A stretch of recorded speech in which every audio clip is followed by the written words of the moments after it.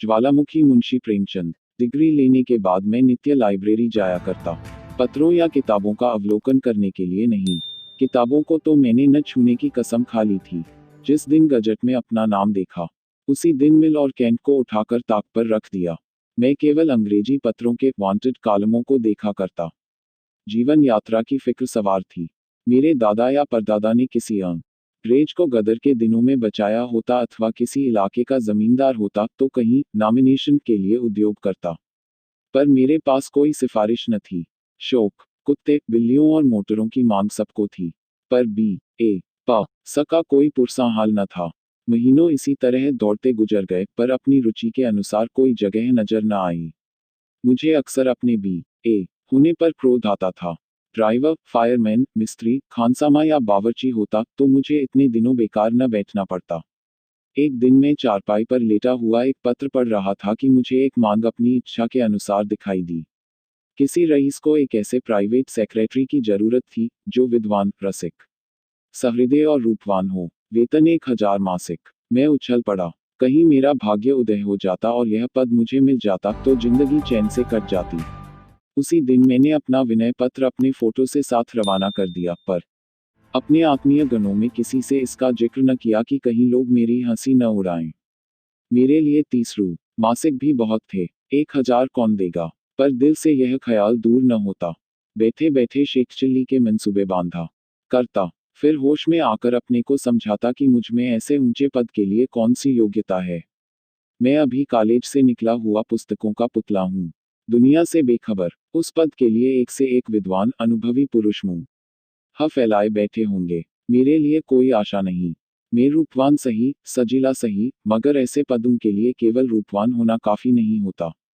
विज्ञापन में इसकी चर्चा करने से केवल इतना अभिप्राय होगा कि कुरूप आदमी की जरूरत नहीं, और उचित भी है। बल्कि बहुत सजीलापन तो ऊंचे पदों के लिए कुछ शोभा नहीं देता। मध्यम श्रेणी, तोंद भरा हुआ शरीर, फूले हुए गाल और गौरव युक्त वाक्य शैली यह उच्च पदाधिकारियों के लक्षण हैं और मुझे इनमें से एक भी मयस्सर नहीं।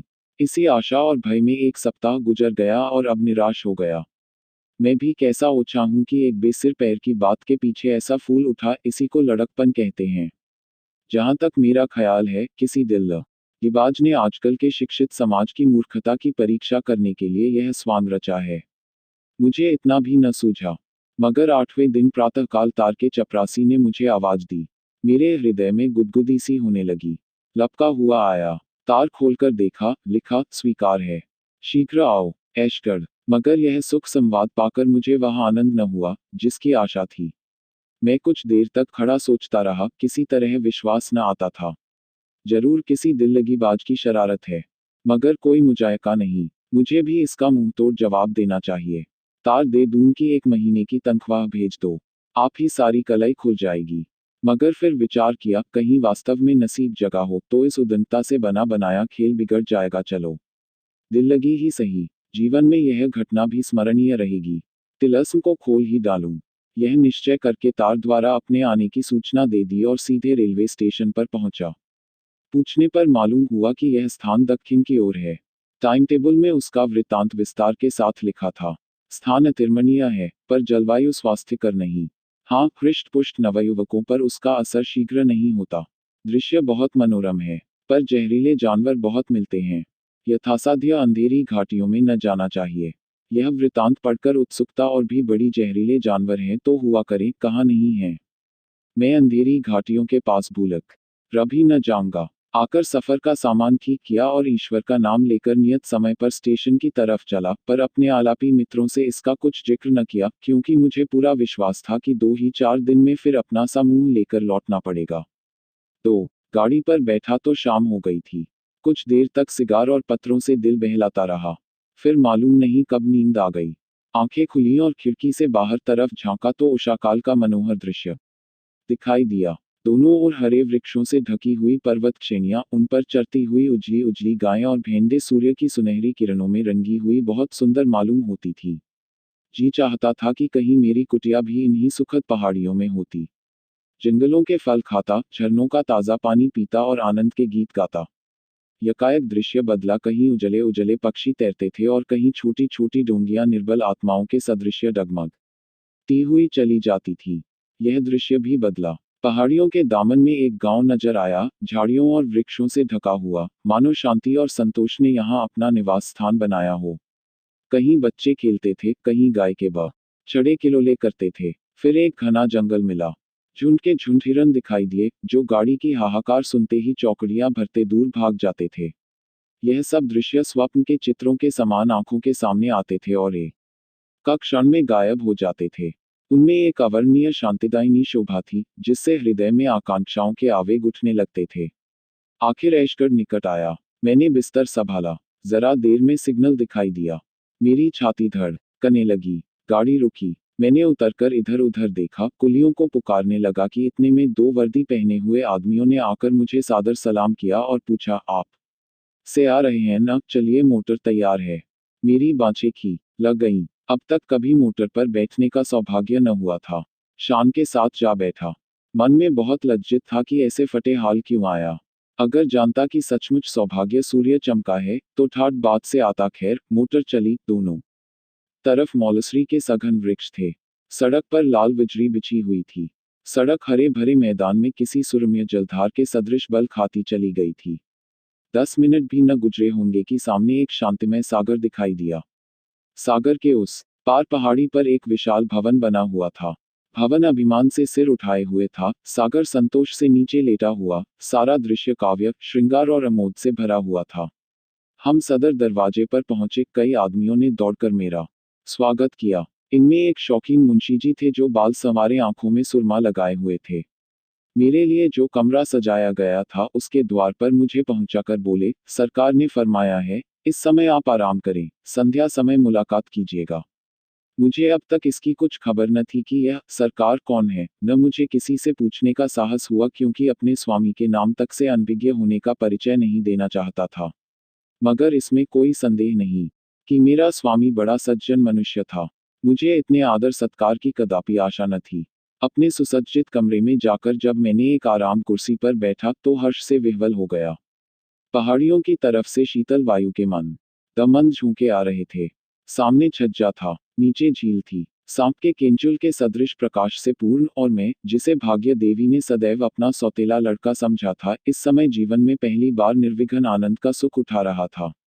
तीसरे पहर शौकीन मुंशी जी ने आकर इत्तला दी कि सरकार ने याद किया है। मैंने इस बीच में बाल बना लिए थे। तुरंत अपना सर्वोत्तम सूट पहना और मुंशी जी के साथ सरकार की सेवा में चला। इस समय मेरे मन में यह शंका उठ रही थी कि मेरी बातचीत से स्वामी असंतुष्ट न हो जाएं और उन्होंने मेरे विषय में जो विचार स्थिर किया हो, उसमें कोई अंतर न पड़ जाए। तथापि मैं अपनी योग्यता का परिचय देने के लिए खूब तैयार था। हम ही बरामदों से होते अंत में सरकार के कमरे के दरवाजे पर पहुंचे। रेशमी पर्दा पड़ा हुआ था। मुंशी जी ने पर्दा उठाकर मुझे इशारे से बुलाया। मैंने कांपते हुए हृदय से कमरे में कदम रखा और आश्चर्य से चकित रह गया। मेरे सामने सौंदर्य की एक ज्वाला दीप्तिमान थी। फूल भी सुंदर है और दीपक भी सुंदर है। फूल में ठंडक और सुगंधी है, दीपक में प्रकाश और उद्दीपन। फूल पर भ्रमर उड़कर उसका रस लेता है, दीपक में पतंग जलकर खा हो जाता है। मेरे सामने कारचौबी मनसद पर जो सुंदरी विराजमान थी, वह सौंदर्य की एक प्रकाशमय ज्वाला थी। फूल की पंखुड़ियां हो सकती हैं, ज्वाला को विभक्त करना असंभव है। उसके एक एक अंग की प्रशंसा करना ज्वाला को काटना है। वह नक्शिख एक ज्वाला थी। वही दीपक, वही चमक, वही लालिमा, वही प्रभा। कोई चित्रकार सौंदर्य प्रतिमा का इससे इच्छा चित्र नहीं खींच सकता था। रमणी ने मेरी तरफ वात्सल्य दृष्टि से देखकर कहा, आपको सफर में कोई विशेष कष्ट तो नहीं हुआ? मैंने संभलकर उत्तर दिया, जी नहीं, कोई कष्ट नहीं हुआ। रमणी, यह स्थान पसंद आया? मैंने साहसपूर्ण उत्साह के साथ जवाब दिया, ऐसा सुंदर स्थान पृथ्वी पर न होगा। हाँ, गाइड बुक देखने से विदित हुआ कि यहाँ का जलवायु जैसा सुक्त प्रकट होता है, यथार्थ में वैसा नहीं। विषैले पशुओं की भी शिकायत है। यह सुनते ही रमणी का मुख सूर्य कांतिहीन हो गया। मैंने तो चर्चा इसलिए कर दी थी, जिसस प्रकट हो जाए कि यहाँ आने में मुझे भी कुछ त्याग करना पड़ा है, पर मुझे ऐसा मालूम हुआ कि इस चर्चा से उसे कोई विशेष डैक हुआ। पर क्षण भर में सूर्यमंडल से बाहर निकल आया। बोली, यह स्थान अपनी रमणीयता के रण बहुधा लोगों की आंखों में खटकता है। गुण का निरादर करने वाले सभी जगह होते हैं, और यदि जलवायु कुछ हानिकर हो भी, तो आप जैसे बलवान मनुष्य को इसकी क्या चिंता हो सकती है। रहे विषैले जीव जंतु वह अपने नेत्रों के सामने विचर रहे हैं। अगर मोर, हिरन और हंस विषैले जीव हैं, जो निस्संदेह यहाँ विषैले जीव बहुत हैं। मुझे संशय हुआ कहीं मेरे कथन से उसका चित्त खिन्न न हो गया हो। गर्व से बोला, इन गाइड बुकों पर विश्वास करना सर्वथा भूल है। इस वाक्य से सुंदरी का हृदय खिल गया, बोली, आप स्पष्टवादी मालूम होते हैं और यह मनुष्य का एक उच्च गुण है। मैं आपका चित्र देखते ही इतना समझ गई थी। आपको यह सुनकर आश्चर्य होगा कि इस पद का लिए मेरे पास 1 लाख से अधिक प्रार्थना पत्र आए थे। कितने M.A. थे, कोई D था, कोई जर्मनी से D उपाधि किए हुए था, मानो यहाँ मुझे किसी दार्शनिक विषय की जांच करवानी थी। मुझे अब की ही यह अनुभव हुआ कि देश में उच्च शिक्षित मनुष्यों की इतनी भरमार है। कई महाशयों ने स्वरचित ग्रंथों की नामावली लिखी थी, मानो देश में लेखकों और पंडितों ही की आवश्यकता है। उन्हें कालगति का लेश मात्र भी परिचय नहीं है। प्राचीन धर्म कथाएं अब केवल अनभक्तों के रसास्वादन के लिए ही हैं, उनसे और कोई लाभ नहीं है। यह भौतिक उन्नति का समय है। आजकल लोग भौतिक सुख पर अपने प्राण अर्पण कर देते हैं। कितने ही लोगों ने अपने चित्र भी भेजे थे। कैसी कैसी विचित्र मूर्तियां थीं, जिन्हें देखकर घंटों हंसिए। मैंने उन सभी को एक एल्बम में लगा लिया है और अवकाश मिलने पर जब हंसने की इच्छा होती है तो उन्हें देखा करती हूँ। मैं उस विद्या को रोग समझती हूँ, जो मनुष्य को बनमानुष बना दे। आपका चित्र देखते ही आंखें मुगध हो गईं। तत्क्षण आपको बुलाने को तार दे दिया।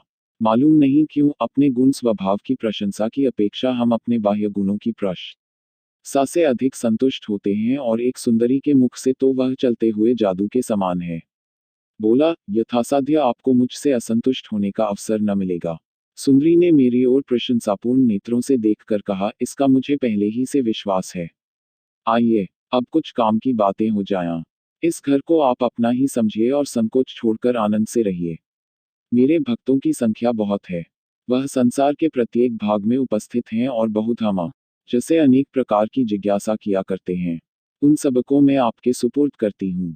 आपको उनमें भिन्न भिन्न स्वभाव के मनुष्य मिलेंगे। कोई मुझसे सहायता मांगता है, कोई मेरी निंदा करता है, कोई सराहता है, कोई गालियां देता है। इन सब प्राणियों को संतुष्ट करना आपका काम है। देखिए, आज के पत्रों का ढेर है। एक महाशय कहते हैं, बहुत दिन हुए आपकी प्रेरणा से मैं अपने बड़े भाई की मृत्यु के बाद उनकी संपत्ति का अधिकार बन बैठा था। अब उनका पुत्र वयस प्राप्त कर चुका है और मुझसे अपने पिता की जायदाद लौटाना चाहता है। इतने दिनों तक उस संपत्ति का उपभोग करने के पश्चात अब उसका हाथ से निकलना अखर रहा है। आपकी इस विषय में क्या सहमति है? इनको उत्तर दीजिए कि इस समय कूटनीति से काम लो, अपने भतीजे को कपट प्रेम से मिला लो, और जब वह निशंक हो जाए तो उससे एक सादे स्टाम्प पर हस्ताक्षर करा लो। इसके पीछे पटवारी और अन्य कर्मचारियों की मदद से इसी स्टाम्प पर जायदाद का बैनामा लिखा लो। यदि एक लगाकर 2 मिलते हों तो आगा पीछा मत करो। यह उत्तर सुनकर मुझे बड़ा कौतूहल हुआ। नीति ज्ञान को धक्का सा लगा। सोचने लगा, यह रमणी कौन है और क्यों ऐसे अनर्थ का परामर्श देती है। ऐसे खुल्लम खुल्ला तो कोई वकील भी किसी को यह राय न देगा। उसकी ओर संदेहात्मक भाव से देखकर बोला, यह तो सर्वथा न्याय विरुद्ध प्रतीत होता है। कामिनी खिलखिलाकर हंस पड़ी और बोली, न याय कि आपने भली कही। यह केवल धर्मांध मनुष्यों के मन का समझौता है, संसार में इसका अस्तित्व नहीं। बाप ऋण लेकर मर जाए, लड़का कौड़ी कौड़ी भरे। विद्वान लोग इसे न्याय कहते हैं, मैं इसे घोर अत्याचार समझती हूँ। इस न्याय के पर्दे में गांठ के पूरे महाजन की हेकड़ी साफ झलक रही है। एक डाकू किसी भद्र पुरुष के घर में डाका मारता है, लोग उसे पकड़कर कैद कर देते हैं। धर्मात्मा लोग इसे भी न्याय कहते हैं, किंतु यह भी वही धन और अधिकार की प्रचंडता है। भद्र पुरुष ने कितने ही घरों को लूटा, कितनों ही का गला दबाया और इस प्रकार धन संचय किया, किसी को भी उन्हें आंख दिखाने का साहस न हुआ। डाकू ने जब उनका गला दबाया तो वह अपने धन और प्रभुत्व के बस से उस पर वज्र प्रहार कर बैठे। इसे न्याय नहीं कहते। संसार में धन, छल, कपट, धूर्तता का राज्य है। यही जीवन संग्राम है। यहाँ प्रत्येक साधन जिससे हमारा काम निकले, जिससे हम अपने शत्रुओं पर विजय पा सके, न्यायानुकूल और उचित है। धर्म युद्ध के दिन अब नहीं रहे। यह देखिए, यह एक दूसरे सज्जन का पत्र है। वह कहते हैं, मैंने प्रथम श्रेणी में M.A. पास किया, प्रथम श्रेणी में कानून की परीक्षा पास की, पर अब कोई मेरी बात भी नहीं पूछता। अब तक यह आशा थी कि योग्यता और परिश्रम का अवश्य ही कुछ फल मिलेगा, पर 3 साल के अनुभव से ज्ञात हुआ कि यह केवल धार्मिक नियम है। 3 साल से घर की पूंजी खा चुक, अब विवश होकर आपकी शरण लेता हूँ। मुझ हतभाग्य मनुष्य पर दया कीजिए और मेरा बेड़ा पार लगाए। इनको उत्तर दीजिए कि जाली दस्तावेज बनाए और झूठे दावे चलाकर उनकी डिग्री करा लीजिए। थोड़े ही दिनों में आपका क्लेश निवारण हो जाएगा। यह देखिए, एक सज्जन और कहते हैं, लड़की सयानी हो गई है, जहाँ जाता हूँ, लोग दाएज की गठरी मांगते हैं, यहाँ पेट की रोटियों का ठिकाना नहीं, किसी तरह भलमनसी निभा रहा हूँ, चारों ओर निंदा हो रही है, जो आज्ञा हो उसका पालन करूँ। इन्हें लिखिए, कन्या का विवाह किसी बुढ़े खुर्रात सेठ से कर दीजिए। वह दायज लेने की जगह कुछ उल्टे और दे जाएगा। अब आप समझ गए होंगे कि ऐसे जिज्ञासुओं को किस ढंग से उत्तर देने की आवश्यकता है। उत्तर संक्षिप्त होना चाहिए, बहुत टीका टिप्पणी व्यर्थ होती है। अभी कुछ दिनों तक आपको यह काम कठिन जान पड़ेगा, पर आप चतुर मनुष्य हैं, शीघ्र आपको इस काम का अभ्यास हो जाएगा। तब आपको मालूम होगा कि इससे सहज और कोई उपाय नहीं है। आपके द्वारा सैकड़ों दारुण दैक भोगने वालों का कल्याण होगा और वह आजन्म आपका यश गाएंगे। मुझे यहाँ रहते 1 महीने से अधिक हो गया, पर अब तक मुझ पर यह रहस्य न खुला कि यह सुंदरी कौन है। मैं किसका सेवक हूँ? इसके पास इतना अतुल धन, ऐसी ऐसी विलास की सामग्रियां कहाँ से आती हैं? जिधर देखता था ऐश्वर्य ही का आडंबर दिखाई देता था। मेरे आश्चर्य की सीमा न थी, मान किसी तिलिस्म में फंसा हूँ। इन जिज्ञासाओं का इस रमणी से क्या संबंध है, यह भेद भी न खुलता था। मुझे नित्य उससे साक्षात होता था, उसके सम्मुख आते ही मैं अचेत सा हो जाता था। उसकी चितवनों में एक आकर्षण था जो मेरे प्राणों को खींच लिया करता था। मैं वाक्य शून्य हो जाता, केवल छिपी हुई आंखों से उसे देखा करता था। पर मुझे उसकी मृदुल मुस्कान और रसमयी आलोचनाओं तथा मधुर काव्यमय भावों में प्रेमानंद की जगह एक प्रबल मानसिक अशांति का अनुभव होता था। उसकी चितवनी केवल हृदय को बाणों के समान छेदती थी, उसके कटाक्ष चित्त को व्यस्त करते थे। शिकारी अपने शिकार को खिलाने में जो आनंद पाता है, वही उस परम सुंदरी को मेरी प्रेमातुरता में प्राप्त होता था। वह एक सौंदर्य ज्वाला थी, जलाने के सिवाय और क्या कर सकती है। तिस पर मैं पतंग की भांति उस ज्वाला पर अपने को समर्पण करना चाहता था। यही आकांक्षा होती कि उन पदकमलों पर सी र रखकर प्राण दे दूं। यह केवल उपासक की भक्ति थी, काम और वासनाओं से शून्य। कभी कभी वह संध्या के समय अपने मोटर बोट पर बैठकर सागर की सैर करती तो ऐसा जान पड़ता मानो चंद्रमा आकाश लालिमा में तैर रहा है। मुझे इस दृश्य में सुख प्राप्त होता था। मुझे अब अपने नियत कार्यों में खूब अभ्यास हो गया था। मेरे पास प्रतिदिन पत्रों का पोथा पहुंच जाता था। मालूम नहीं किस डाक से आता था। लिफाफों पर कोई मोहर न होती थी। मुझ इन जिज्ञासुओं में बहुधा वह लोग मिलते थे जिनका मेरी दृष्टि में बड़ा आदर था। कितने ही ऐसे महात्मा थे जिनमें मुझे श्रद्धा थी। बड़े बड़े विद्वान लेखक और अध्यापक, बड़े बड़े ऐश्वर्यवान रईस, यहाँ तक कि कितने ही धर्म के आचार्य नित्य अपनी राम कहानी सुनाते थे। उनकी दशा अत्यंत करुणाजनक थी। वह सबके सब मुझे रंगे हुए सियार दिखाई देते थे। जिन लेखकों को मैं अपनी भाषा का स्तंभ समझता था, उनसे घृणा होने लगी। वह केवल उचक्के थे जिनकी सारी कीर्ति चोरी, अनुवाद और कतर ब्योंत पर निर्भर थी। जिन धर्म के आचार्यों को मैं पूज्य समझता था, वह स्वार्थ, तृष्णा और घोर नीचता के दलदल में फंसे हुए दिखाई देते थे।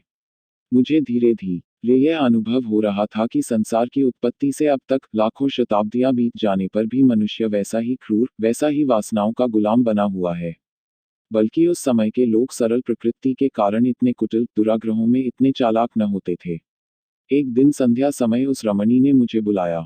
मैं अपने घमंड में यह समझता था कि मेरे बांकपन का कुछ न कुछ असर उस पर भी होता है।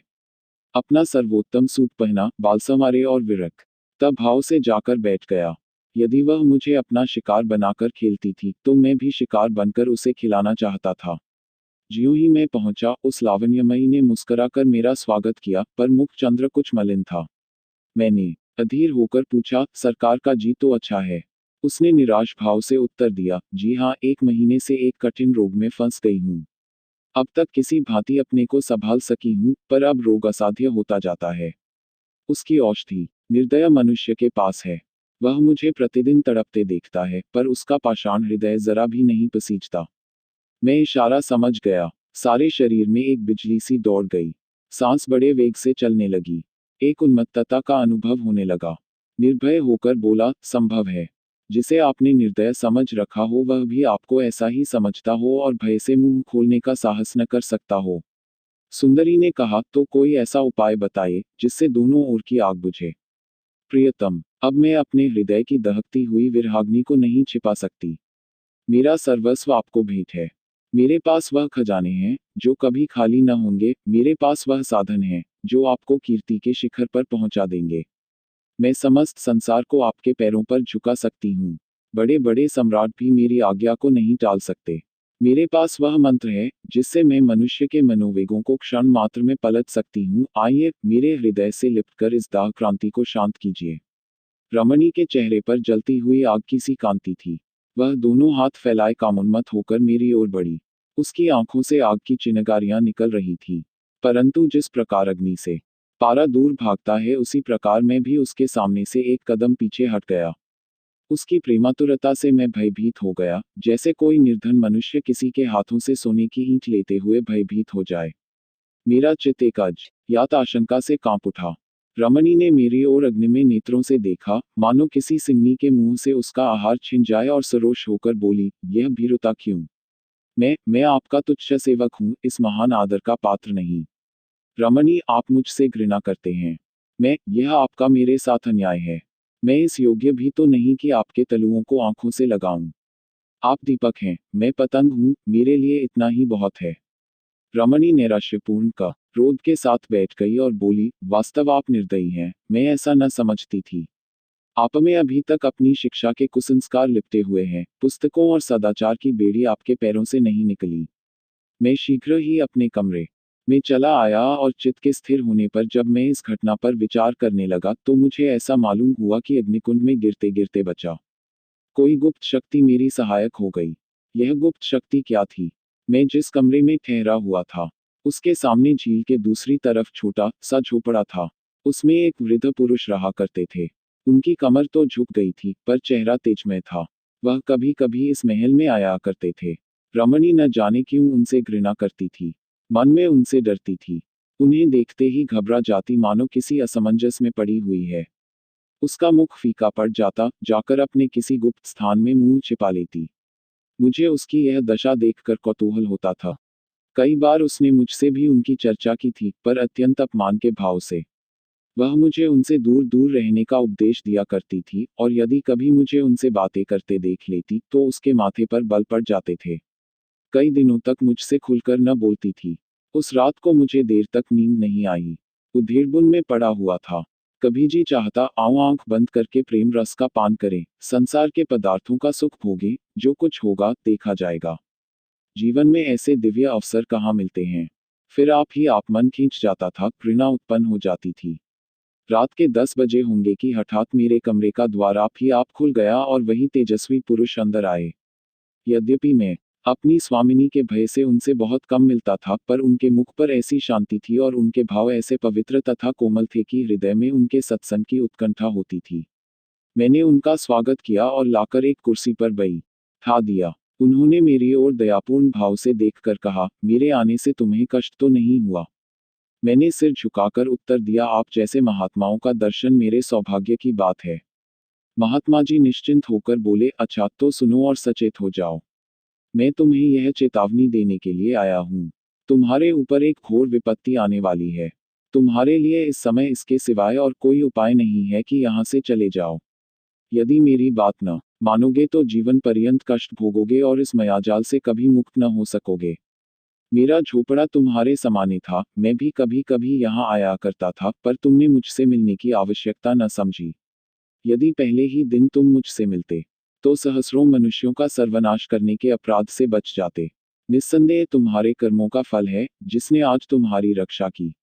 अगर यह पिशाचिनी एक बार तुमसे प्रेमालिंगन कर लेती, तो फिर तुम कहीं का नहीं रहते। तुम उसी दम उसके अजायब खाने में भेज दिए जाते।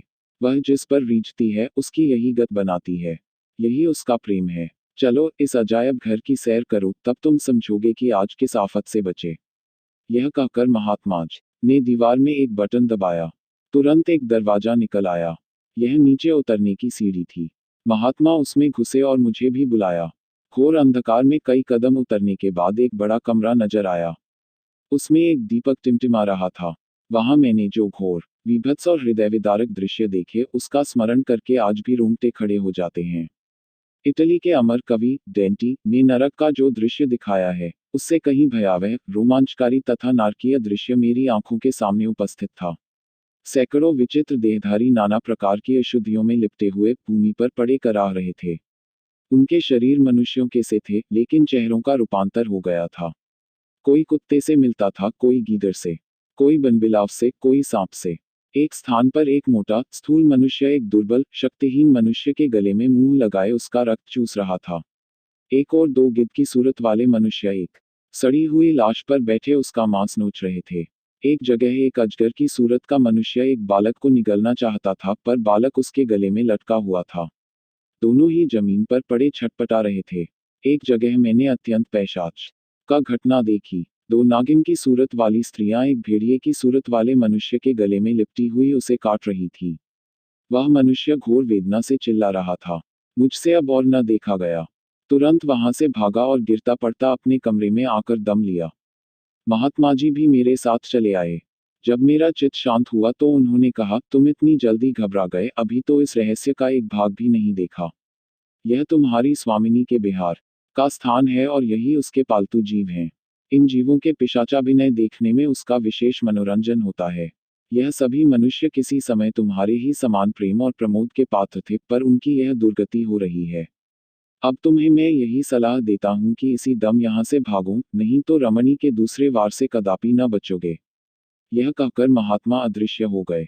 मैंने भी अपनी गठरी बांधी और अर्धरात्रि के सन्नाटे में चोरों की भांति कमरे से बाहर निकला। शीतल आनंदमय समीर चल रहा था, सामने के सागर में तारे छिटक रहे थे, मेहंदी की सुगंधी उड़ रही थी। मैं चलने को तो चला, पर संसार सुख भोग का ऐसा सुअवसर छोड़ते हुए डैक होता था। इतना देखने और महात्मा के उपदेश सुनने पर भी चित्त उस रमणी की ओर खींचता था। मैं कई बार चला, कई बार लौटा, पर अंत में आत्मा ने इंद्रियों पर विजय पाई। मैंने सीधा मार्ग छोड़ दिया और झील किनारे किनारे गिरता पड़ा, कीच अड़ में फंसता हुआ सड़क तक आ पहुंचा। यहाँ आकर मुझे एक विचित्र उल्लास हुआ, मानो कोई चिड़िया बाज के चंगुल से छूट गई हो। यद्यपि मैं एक मास के बाद लौटा था, पर अब जो देखा तो अपनी चारपाई पर पड़ा हुआ था। कमरे में जरा भी गर्द या धूल न थी। मैंने लोगों से इस घटना की चर्चा की तो लोग खूब हंसे और मित्रगण तो अभी तक मुझे प्राइवेट सेक्रेटरी कहकर बनाया करते हैं। सभी कहते हैं कि मैं एक मिनट के लिए भी कमरे से बाहर नहीं निकला। महीने भर गायब रहने की तो बात ही क्या। इसलिए अब मुझे भी विवश होकर यही कहना पड़ता है कि शायद मैंने कोई स्वप्न देखा है। कुछ भी हो, परमात्मा को कोटि कोटि धन्यवाद देता हूँ कि मैं उस पापकुंड से बचकर निकल आया। वह चाहे स्वप्न ही हो, पर मैं उसे अपने जीवन का एक वास्तविक अनुभव समझता हूँ, क्योंकि उसने सदैव के लिए मेरी आंखें खोल दी।